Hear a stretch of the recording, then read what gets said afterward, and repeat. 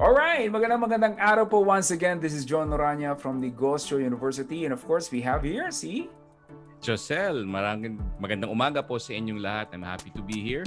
Coming off from the previous month. John, it's May already. And nakita mo, nakapolo ako ngayon, nagkwelyo ako. I wanted to see, when I opened the closet, para ba kung makakapagsalita ang mga polo, sinabi ng polo ko, Boss, nandiyan ka pa pala. Ngayon ka lang nagsuot ng polo. Maraming salamat, gagamitin mo kami. And this is a special day today, John, kasi we are going to speak and have a conversation with an athlete. Exactly. Ako din, excited ako because for anyone po who are listening right now, I think we will all benefit from this interview that we are about to hold. And I'm gonna introduce her to you, okay? Just to give you just a brief resume lang ng taong ito, you will be amazed. Number one, she's a former memory athlete. That's right. And she's currently the coach of our national Philippine memory team. And she's also now, of course, an international memory improvement speaker and the owner and founder of the Brain Republic, and of course, the president of Philippine Mind Sports Association. So we're talking about memory improvement, mind, and again, whether you are a student, an entrepreneur, an aspiring entrepreneur, or you're in a corporate world, we will all benefit by improving our memory. And ladies and gentlemen, palakpakan po natin si Coach AB Bonita. Ayan, good morning everyone. Maraming salamat po dun sa very warm introduction, Coach John and Sir Josel. Ayan. Yan. Maraming salamat. Pinaunlakan mo kami, AB or Coach AB. And again, ako personally, marami akong questions but bahala na kung paano natin how this podcast will go. We'll just trust our the flow, so to speak. Yes. And yan. AB, siguro before we get started, can you tell us a little bit more about yourself para sa ating mga listeners? Okay. So initially po, I was a former memory athlete as mentioned kanina, no?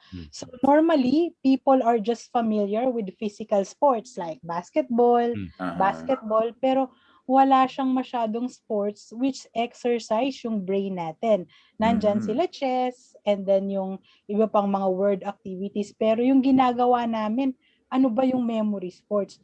Dito, we literally remember hundreds or even thousands of words, yung mga numbers, binary digits, yung names and faces ng tao, and even shuffled deck of cards, yung parang yung barahan na may 52 pieces.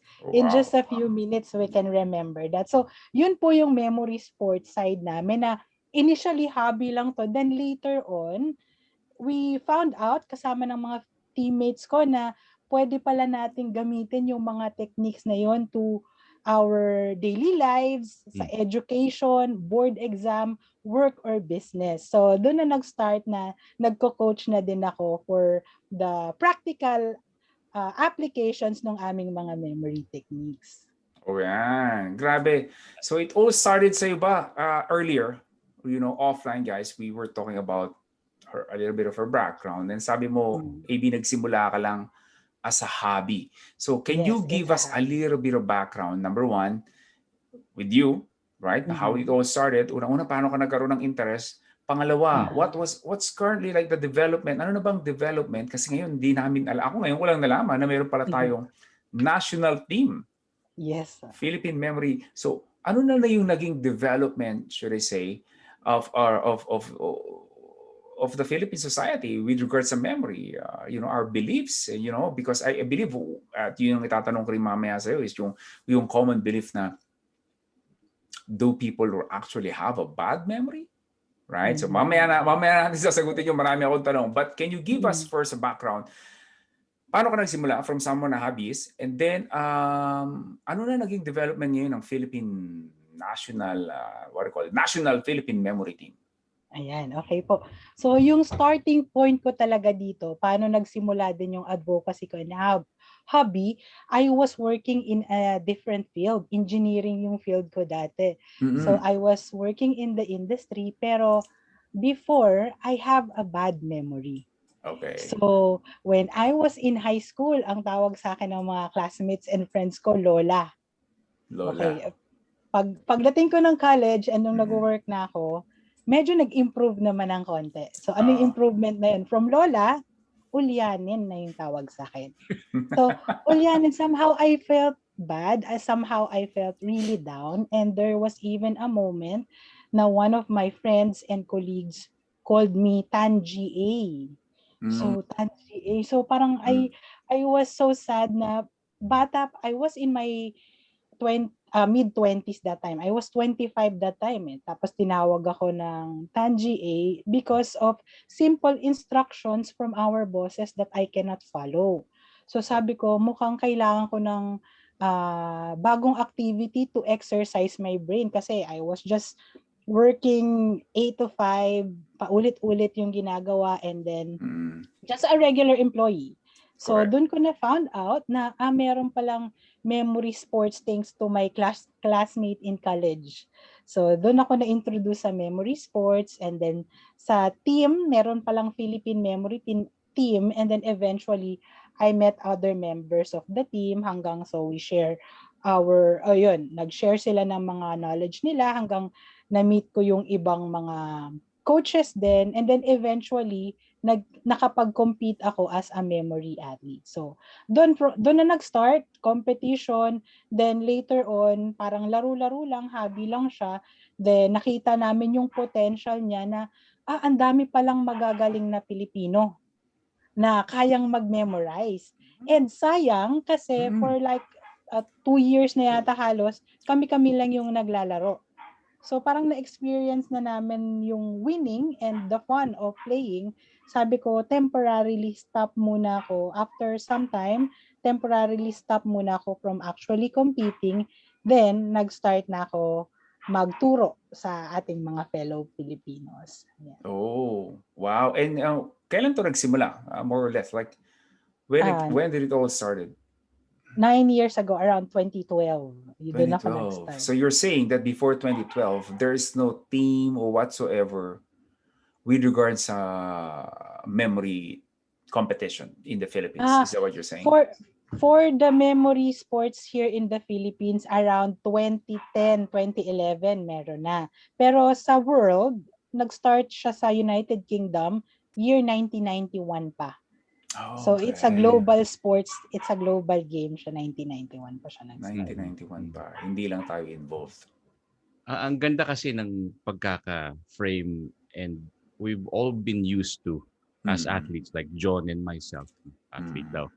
We have been developing our muscles for sports, basketball, whatever sports that we play That's or right. activities that we engage in. But very few people understand or even accept the fact that the brain is a muscle, diba? So what I really like about this and asking you this as a dad, as John is also a dad. We both have 3 sons, no?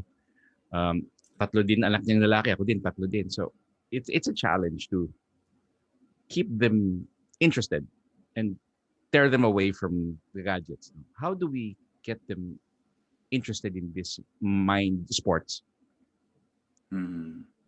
Especially One of siguro mga ages, 7, Oo eh. 10. Doon tayo simula sa young. bata, di ba? Oo. normally what gets their interest is pag nakita nila yung mga demo na ginagawa natin. Like, Yun. we have the auditory skill memorization or visual. When we see certain words or numbers, pwede na naming matandaan within a few minutes. Pero lalo na yung auditory information where you have the ability to remember different things nang hindi mo nakikita. Literally, naririnig mo lang. Walang magic or anything. It's purely memory skill. And the good thing about it is that it's trainable. You don't really need to have a very good memory sa start para matuto na to. Kahit average memory lang, as long as nandun yung interest mo, pwede mo siyang matutunan. Oh, wow. Okay. So, Yeah. Giselle, do you have a few more questions? I have a few here. Just follow up. She said Sige. auditory. So mas better ang retention if we hear it, because I myself, no, I would like to also think that John is also very auditory, and most of the people that like listening to podcasts, which is our audience in this podcast and That's right. YouTube channel, no, mas magaling ang retention pag tinenga or auditory. Actually, Yeah. meron pong difference. There are people Mm. who are fast in learning information na visual. Kailangan Mm. nababasa nila. But Yeah. there are also people who are faster in remembering things na naririnig. Pero based on experience, I'd say 70% are visual learners. 70 to 75% of my previous students are visual learners. And kaunti lang yung 25% yung auditory. So, parang pagka Mm. nakaka-remember ka ng naririnig mo lang, Mm. very sharp ka ng lagay na yon. Okay. Okay. So Yeah. sharper Narinig sila mo yun, pagka John. Sharp tayo. Sharp memory. That's a Kaya good yung pag news. yeah. I want to share with you one of my Sige. students. He's one of my regular students. He's a 74-year-old male, Oh, one wow. of a journalist. So one of the Tulfo brothers is my student, si Ramon Tulfo, the eldest Ah, one. So he's now okay. 74 years old. Oh. And when I gave him activities, what surprised me is that his performance in the answer sheets that I gave him is sometimes higher than a 35 or 40-year-old student. Ang Wow. taas ng performance niya. Sabi ko, bakit kaya? And then, upon reading, yun nga, yung pagiging journalist niya, napapractice yung mind niya lagi. So, yung ability niya to remember information is way higher than some people who are younger than him. And he learns faster sa pagiging broadcaster niya. He learns faster kapag naririnig niya yung info. Yes. So, basically, Wow. from your story, it only proved that age really is not a big factor that we all would like to believe that matanda na ako, mahina Mm. na yung it's more of like you're telling us that it's really more of using it and practicing it. Did I get it right? Yes. So, tamang-tama po.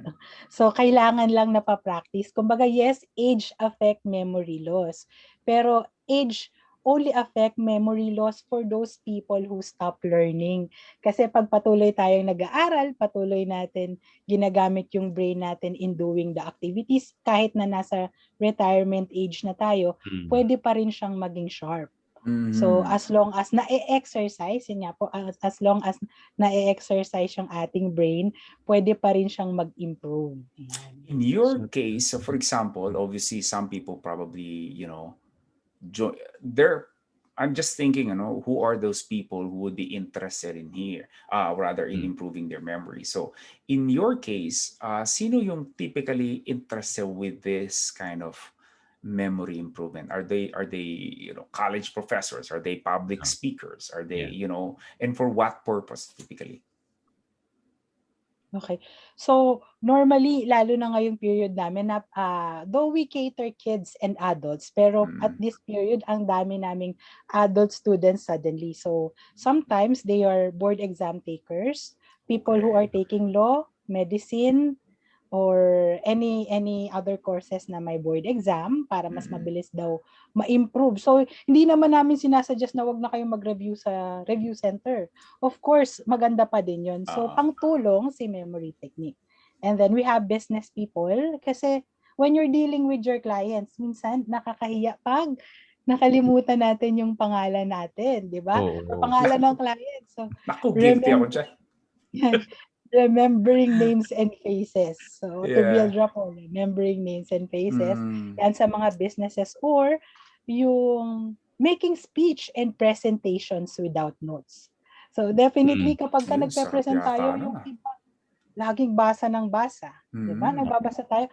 Mas maganda, you'll appear more confident and more knowledgeable about your topic kung hindi ka nagbabasa sa papel. Diretso ka lang nagsasalita, kausap mo yung client mo. So normally, sila yung mga nag-i-study ngayon or basically just the people who want to improve your life. Kasi I remember yung sinabi ni Josel, improve your memory, no? Improve your memory, improve your life. So napakagandang pakinggan nun. Na I have some students na elder na sila pero yung confidence level nila, kahit may-ari sila ng naglalakihang businesses, multimillionaires, even billionaire level na, yung confidence level nila somehow minsan mababa. Dahil feeling nila ang bilis nilang makalimutan yung information. So pwede silang ma-manipulate or maloko agad ng tao. Lalo na if you're not able to write down the information sa mga contract na pinag-uusapan nyo. So somehow sharp memory helps you to develop that additional confidence level. Ayan. Correct. In your I have so many questions to ask. I don't even know where would I start. Pero let's just talk about this.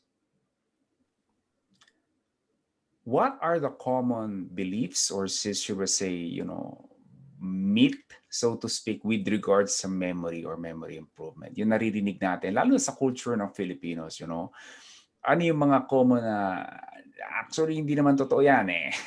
It's just your opinion, can you give us some insight on that? Okay. So number one, yung age affect memory loss, yun na nasagot natin kanina, hindi lang it can be a factor but it's not 100% factor. Yan. Okay? So, yung isang common question, paano pag naoperahan na ako? Para sa mga female naman to, yung mga nanay na nanganak or surgery. Okay. So, nagiging makakalimutan sila. Yes, anesthesia po, tama. So, yes, nakaka-affect talaga yung anesthesia. Pero, pwede pa siyang ma-improve. Okay? Pwede pang ma-improve yung ability na yun. Then, yung mga nagkaroon ng illegal substance abuse or let's say drugs. So sabi nila, pag dati kang drug addict, wala ka ng pag-asa. So in the past years, I have a regular student na he used to be addicted. And then sabi niya nakatulong yung memory sa kanya sa pag-grow nung life niya nung na-rehabilitate din siya. So I would say, of course I cannot say his name, pero I would say parang yung level niya parang Robert Downey Jr. Si Iron Man na dati meron siyang drug problem, pero ngayon yung student ko na he is a philanthropist now, and then yung business nila sobrang nagbo-boom na din. Flourish. That's wow. Okay. And then yung mga common pa is kapag yung pagiging absent-mindedness ng absent-minded ng isang tao, wala nang gamot. So pwede pa rin siyang ma-solve or ma-improve kung dati kang absent-minded. And yun nga, you don't really need to have a very sharp memory. All you need is the intention or the enthusiasm to learn. Basta regularly ginagawa mo yung mga trainings or yung mga techniques that we have, pwede pa siyang ma-improve yung memory. So hindi kami nagbebenta ng kahit anong gamot or medicines, walang ganon. So wala pang supplement. Sabi ko nga, okay, pag in-sponsoran na kami ni ganitong vitamin, saan namin sila ipopromote. Pero now, we literally don't drink anything. So it's purely memory skill. Yung mga napapanood nila sa TV, it's live. We never do a demo na nang hihingi kami na galing sa amin ng words or numbers na mini-memorize. Normally, galing sa audience talaga yung information that we have to remember, and then i-memorize na namin sila agad. And we don't have a photographic memory. Ito yung pinaka-key. Ano yung tao, pag napanood kami, ang iniisip ng mga tao, baka may photographic memory ka, coach. No, we don't have a photographic memory. What we have is a trained memory. Okay? Kasi dati naman hindi ganito yung memory namin, pero na-training siya. Muscle na no? Yeah. So, trainable po talaga yung brain natin. Our brain is flexible. Pwede siyang ma-expand, pwede siyang ma-train talaga. Nabanggit mo yung supplements or vitamins or whatever they have to take. Naalala ko kasi yung tita ko, sinabi niya, she was so proud to come up to me one day and she said, may iniinom akong supplement. Yung nakalimutan ko yung tawag. Sabi ko, tita, mukhang hindi gumagana. So, what I want to understand also, is this also a myth? Genetics. Tatay, because I coach several politicians. Yung tatay magaling sa pag-memorize ng pangalan. Yung anak ganun din. So genetics ba is playing a part in this? That's a good I'd question. say somehow pwedeng nakakatulong yung genetics, Mm. pero malaking factor yung environment na ginagalawan ng isang student. Kasi syempre, if you grow up in an environment na nakikita mo si mom or si dad, Mm.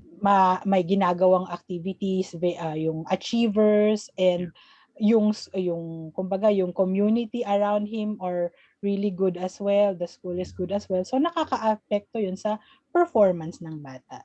Or ngayon lalo na sa mga kids naman, masyado silang exposed sa gadgets o kaya Yeah. sa Yeah. That's a good one. sa Oh. YouTube, yan ganyan. So now, before, I'd say na, wag nyo munang bigyan ng gadgets yung mga bata kasi counterproductive yan. So, yes, at some point, pero kung ang pinapanood naman nila, there are educational channels, pwedeng makatulong yan sa mga bata pa din. Basta yung age-appropriate channels yung pinapanood nila or age-appropriate video, somehow, nakakatulong. Wag yung mga violent video games normally yung napapanood nila. So, medyo yun yung counterproductive. Alam mo, totoo yan. Kasi yung anak ko, when he watches movies, no, yung age appropriate din, he would rattle off the script, no, from word per word. So I guess it's good training also. Wag lang masobrahan, ano? Yeah. Yeah. Of course, moderation pa rin. Now, AB, sa'yo, Yes. I'm just gonna speak about my personal experience. I'm one of those, I would say, guilty na, I have a bad memory, I'm terrible at remembering. I'm good for whatever reason. I can remember people's face, like recognize him. Kahit celebrity na magtago, I think makikita ko siya, artista to nagtatago lang. But I'm terrible at remembering names. So now, I believe a lot of people will benefit on this. Okay, can you give up some quick tips on how to remember people's names? Kasi I studied back a long time ago. I tried to, but I guess I wasn't patient. Parang meron daw certain facial something that you need to remember. Let's say medyo malaki yung tenga niya, and then you just have to relate it to this name or something like that. I'm not sure if it's even alam work. ko na yan. Is there something? Can you give us a real quick tip dyan na madadala namin after they listen to this podcast or watch this on YouTube, na mabibit-bit nila to remember people's names? I think one of the things I can add to that before the tip is the reason why you forget the names and remember the face. Okay. The reason why you forget the name is kasi yun nga, most people are visual. Like sa school, pwedeng 5 taon kayong nagkikita dahil batchmate mo siya or schoolmate pero hindi mo alam yung pangalan. So, every time you see the person, nare-refresh yung mind mo na parang i-stamp sa mind mo, save sa mind mo yung mukha niya.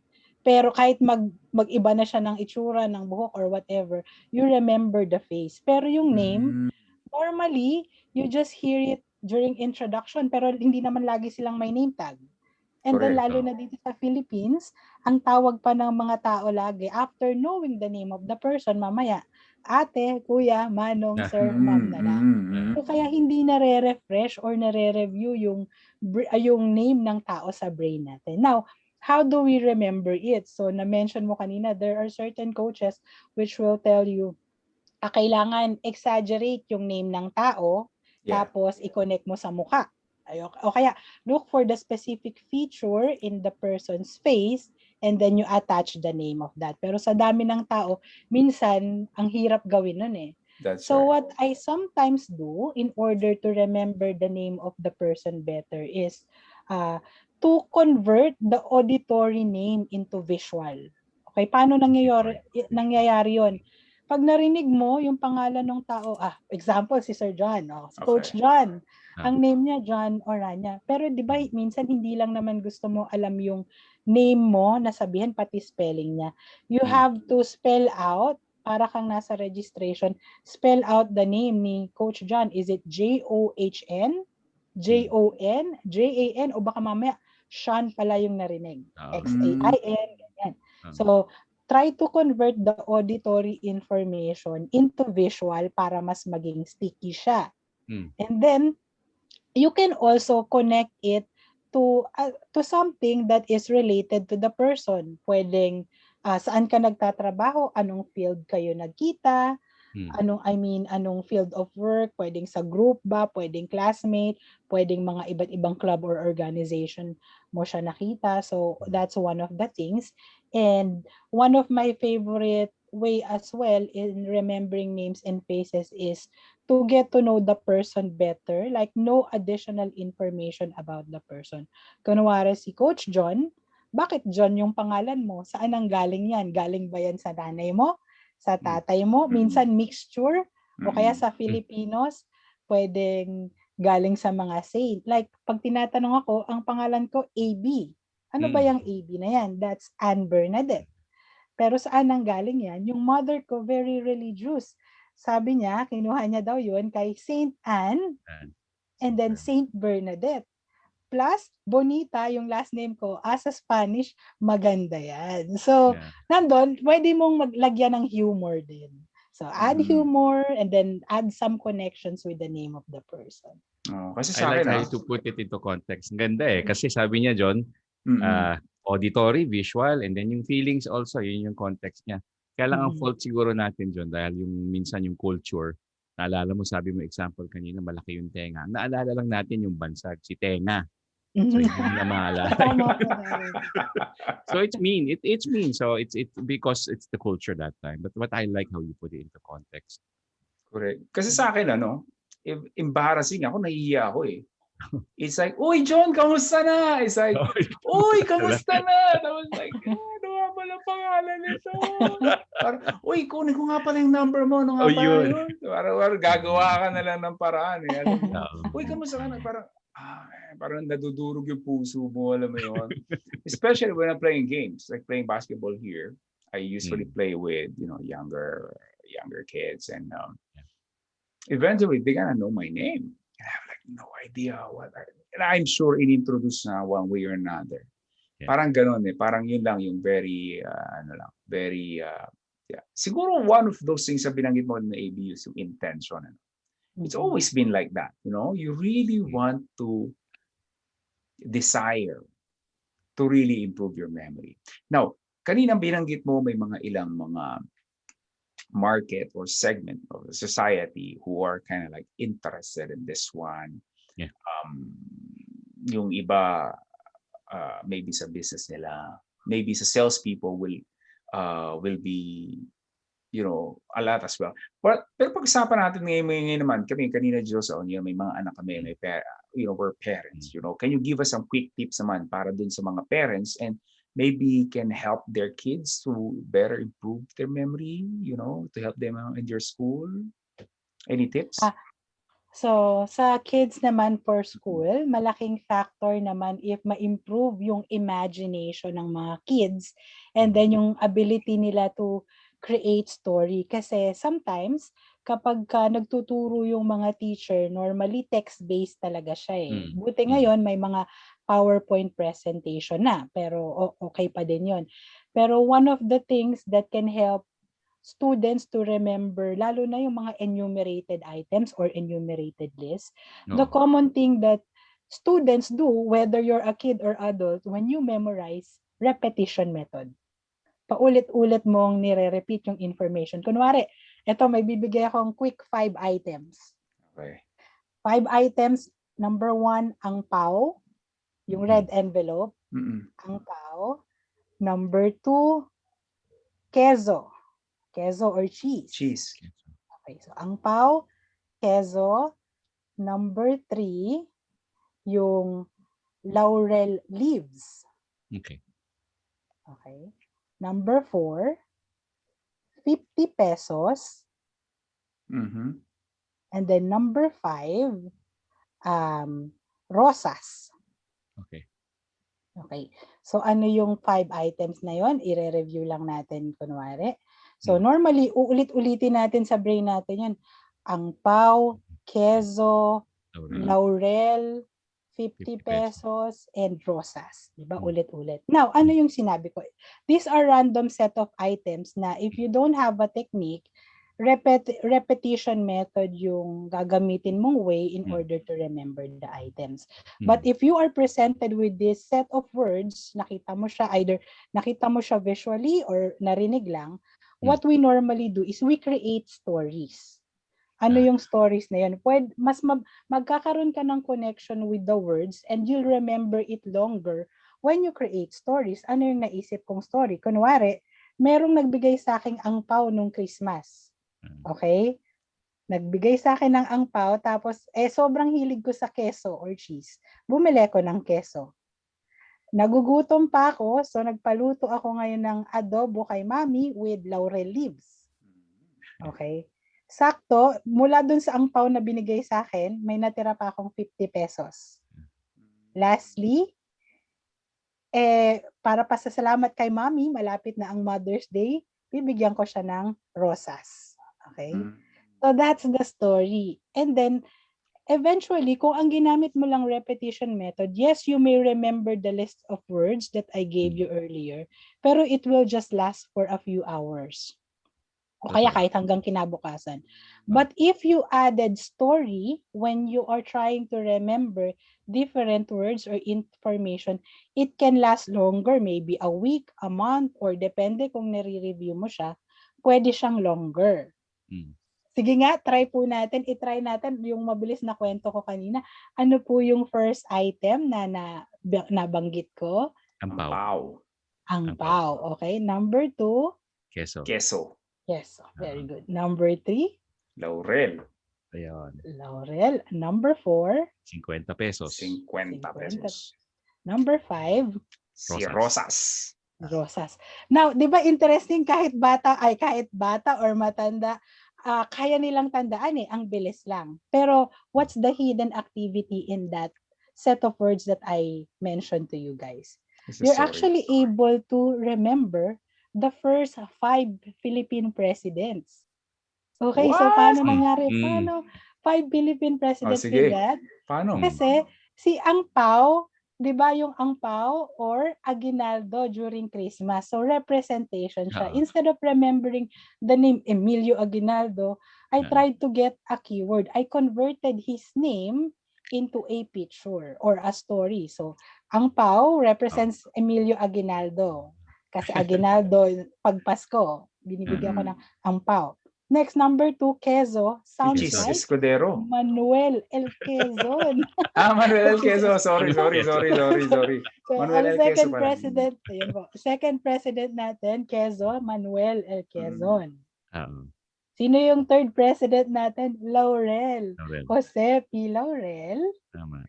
Ang ating fourth Philippine president, sino yung tao na nasa 50 pesos? Si Rojas. Si Sergio Osmeña muna. Osmeña pala, mali. So nasa 50 Osmeña. pesos natin, si Sergio Osmeña. Representation, kumbaga, yan, gumagawa tayo ng story. Lastly, number 5, sinong presidente yung sounds like Rosas? Rojas. Yun. So, Aguinaldo, Quezon, Laurel, Osmeña, and Rojas. So, yun lang. Para kang, yung learning namin, para kami naglalaro, nagkukwentuhan lang, then magugulat sila, ang dami ko na palang na-memorize. That's basically how our brain works. Gusto niya pag nag-aaral siya, nag-enjoy siya. Hindi yung boring style na pa-repetition lang. Galing. Ang ganda niyan kasi hindi lang sa bata eh. Yung gamification ng brain as a muscle should also be with the adults. Baka nga more so pa sa adults, di ba? Yeah. Like ako rin eh. Iniisip ko lang nananawagan po ako dun sa mga teacher ko po nung elementary high school. Bakit po hindi yata naturo sa amin to o nag-cutting classes po ako? Pasensya na ho kung hindi ako nakapasok noon dahil absent ako. Pero sana naman na ituro nyo sa amin to. Mas madali-dali ho yata yung exam namin noon. Ito ba, do they actually apply this and teach this at school right now? Like, is it really part of our curriculum or our system right now? Or extracurricular na lang to ng mga parents and, make an effort? Ngayon po extracurricular siya eh. So, very lucky yung mga nadidiscover ito kasi, meron silang additional weapon when they are studying. Wow. Kasi ako naalala ko, sinong tatay ni ganitong bayani? Sabi ko, Diyos ko, malay ko ba yun? Di ba? Parang nung panahon. Politiko nga, nagkakamali. Di ba? Natawag na ang bayani. Yung isa, si Magellan na naging bayani. Tapos, di ba? Tapos yung mga petsa nung history, Diyos ko po. yun, mga 18, patay. ay, mali yung birthday ni ganito. Minsan iisip mo, bakit ba natin minememorya yung mga yun? But it was very, very interesting, AB. You know what? Talagang itong number one is just basically having you here in this podcast is letting people know, hey, regardless your age, you can still do this, right? Number one. Number two is like, there has to be an intention. Why do you want to do this in the first place, right? You don't want to just like do this for the sake of having good memory, but there has to be, I think I really believe there has to be a really deeper meaning. Meaning, if you would like to improve your career, well, guess what? Right? Remember people's names. That would be great. You wanna, one of my favorite book, yung kalimutan ko na. Um, yeah, nakalimutan ko na. Yung how to win friends and influence people. One of the biggest tip na binigay doon is remembering people's names. Correct. Right? And if you are one of those, whether you are in sales, in politics, if you are people's people, so to speak, remembering people's names would definitely help your career, right? And AB, in your cases pa, can you give us a little bit more naman dun sa memory, say, national team, anong klase mga minimemorya niyo doon? I'm assuming mga ano ba mga minimem, ano bang mga exam? What does it look like to be in a competition? Right. Doon sa exam, for example, we are given a set of words, like sa isang page merong 100 words, random items na may mga concrete meaning yung madaling ma-imagine, like printer, laptop, computer. Meron ding idea, freedom, independence, etc. So international words yung nandun. And then we have to remember it at a given time frame. Like meron siyang national, international level. So yung time is around 5 minutes, for example. So within 5 minutes, we have to remember as many words as we can, and then another set as many numbers as we can. So the person who remembers the most information within the given time frame wins. And doon sa competition, very strict siya. Kaya napapractice yung intense discipline. Kasi for example, in one column, meron 20 random items na binigay or words. Kapag nagkaroon ka ng isang error, 10 points na lang siya.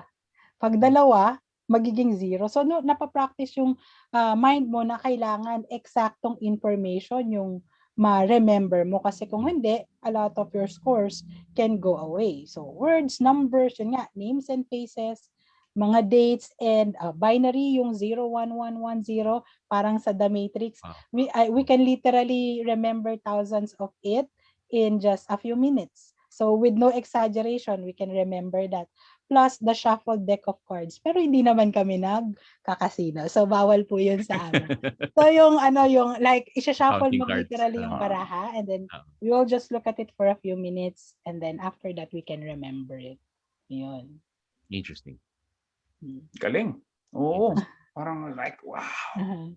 And then and then you also mentioned date. Doon sa isang training ko, one of the things that I also teach people is how to be like a walking human calendar. So ano ba yung walking human calendar? For example, can you give me any date this year? O kaya birthday nyo po or anniversary nyo po. Just say the month and the day. Ayan. Halimbawa kay Sir John. Ngayon na. Ngayon po. Any month at saka date. Magbanggit na lang po. June. Month. Day?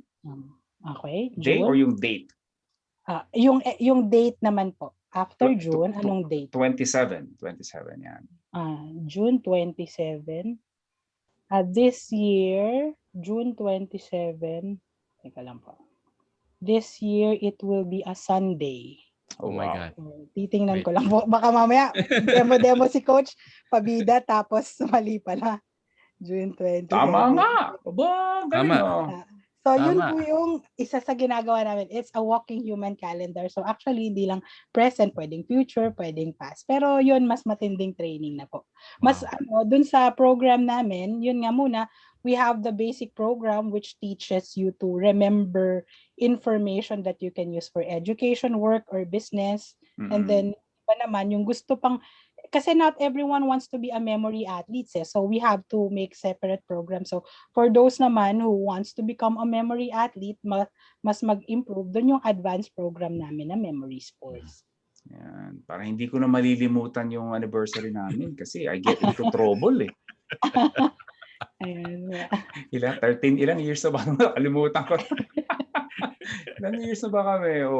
13, 14 years na. Nalilimutan Pare-pareho ko. din tayo ng Hindi mo nakalimot din ako, delikado din dahil misis ko athlete din na misis ko eh. Kaya lang totoong athleticism ang gagamitin sa akin. Mga babae po, athlete po talaga yan inborn. Is this something kaya na o hindi naman, walang kinalaman din whether you are female or male?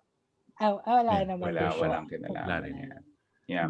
Is there something that maybe bigay mo ring tips quickly lang na parang every day you just do this sort of like to sharpen your memory? Yes. Just do this 5-minute warm-up a day. This will help your memory. Is there something like that you can give us? One of the things that you can do is parang yung tipong kung sa iba may meditation, ang ginagawa naman namin yung visualization activity. Like sa mga radio, meron tayo na nakikinig lang, may story, parang teleradyo ba ang teleradyo sa radio. So it can actually help your visualization kasi pwedeng nakapikit ka lang tapos ini-imagine mo kung ano yung nangyayari. Okay? So napapractice yung visualization ability mo. O kaya you can like set a timer na 5 minutes. Pwedeng kunwari iisipin mo yung set up ngayon is nasa beach ka. So parang yun yung meditation activity namin na nakapikit lang ako, I will try to feel the waves o kaya I will try to listen to the people around me while thinking na nasa beach ako. Yung things like that. Basically improving your imagination, visualization and imagination helps a lot in improving your memory as well. I see. So gagawin ko rin sa mga anak ko yan. Anak, every 5 minutes. Mahala na ako, isipin na. Yeah, it'd be really, really helpful. I think, I believe you also have some programs, or how can people reach out to you and maybe, ask for your help, get you as a coach? Where can they find you? Yes po. Ayan, so for those people who are interested to learn more about their brain's ability and ma-maximize yung inyong brain's potential, you can search for The Brain Republic on Facebook. So it's on the screen right now also, the logo sa screen ni AB, it's The Brain Republic. Yeah, so just search for The Brain Republic and then you can send us a message there. Syempre, don't forget to type IBMC SMART para maka-receive syempre ng ating mga discount voucher. So syempre may special discount ang ating mga IBMC classmates. IBMC SMART sa The Brain Republic. So that's the code, IBMC SMART. Yeah, yan po yung if you're wondering what's IBMC, yun po yung one of the program natin sa Negosyo University. Coach AB is one of a student of that program. Yan. Or another thing pala, sometimes I also upload tips sa YouTube. So just type memory coach -AB Bonita. Kasi pag memory coach lang, maraming lumalabas. So -AB Bonita, memory coach AB Bonita, and then you'll see my channel then. So we will start uploading yung mga quick tips and tricks katulad po ng ginawa natin ngayon. So, mag-start na kami mag-upload ng quick tips and tricks to improve your memory then. So ulitin ko lang, yung 5 presidente natin. Yeah. Hindi ko alam kung makukuha ko. A, kasi sa Ampao, because of Aguinaldo, tama ba ako? Yes po, Ampao. Tapos the G's, Queso, Quezon. Yes. Number 3, yung leaf, what do you call this, is adobo. Yung paborito ko rin kasi yung pangalan nito. Patay na. Ano nga ba sa Tagalog noon? Laurel, because it's a laurel. Number 4 will be the 50 pesos, which is Osmeña. Number 4. That's number 5, Rosa Rojas. Yes. Okay. Isipin mo yun, kung kailan, di ba? Kung kailan matagal lang hindi nag-aaral, tsaka naalala ko sino Kung presidente nasa natin. atin lang yung skill na yun noon pa, no? That would have been Oh, marked. that's why kaya ka tinanong ko kanina is it part of our school system now? Because that will be really helpful for the kids. But anyways, maraming salamat sa iyo, Coach AB Bonita. I would also Yes, like to thank Coach AB for giving us the time. And, I might as well say AB stands for Ang Brainy Bonita. Maraming salamat. Opo. Yeah. Ako rin po, gusto ko rin po syempre magpasalamat sa inyo first kay Sir Josel sa pag-invite po Yan. sa akin I think I ngayon sa got ka. podcast natin sa Well-Fed Coach. And also kay Coach Idol, Coach John Orania. Sobrang dami pong learning sa Negosyo U and then sa IBMC family. So gusto kong i-share sa ating mga viewers ngayon or listeners yung one of the things yung aking gold nuggets from Coach John. So yung sabi ni Coach John, focus on your offense, not on your defense. Ano yon? Kumbaga dati natatakot ako, paano pagka nag-launch ako ng video courses? Kasi I don't have the ebook yet, pero I have online courses. So doon ko nagagamit yung lesson. Baka mamaya i-copy ng iba, sayang naman. So for the longest time, for several years, I'm afraid na baka makopya lang ng ibang tao yung task ko. So then I learned na hindi mo mapipigilan yung tao kung gusto talaga nilang kopyahin yung ginagawa mo. Pero what you can do is to add layers of protection and then just continue being the authority in your field. Pag husayan mo yung ginagawa mo, then eventually ikaw talaga yung makikilala. So thank you very much. Maraming salamat. And just recently, hindi lang nabanggit kanina, nasa Showtime si Coach AB and she got an opportunity to showcase her skills, her ability, and of course, her passion to help people to improve their memories. Muli po, maraming salamat. AB, di ba? AB, ang beauty, bonita pa. Yes. Ang beauty, bonita. Kasi bonita daw is beauty, is it in Spanish? Spanish. Beautiful po in Spanish. Yung song na La Isla Bonita, a beautiful island. Ayan. Heavy said that. Associating memory. Muli po, maraming salamat. Thank you for tuning in and for watching this special interview with Coach AB. And hopefully magkita-kita po ulit tayo next week. Right, Josel? Right. Next week, another interesting episode for everyone. Yeah. Muli po, maraming salamat. And have a great day. Bye-bye.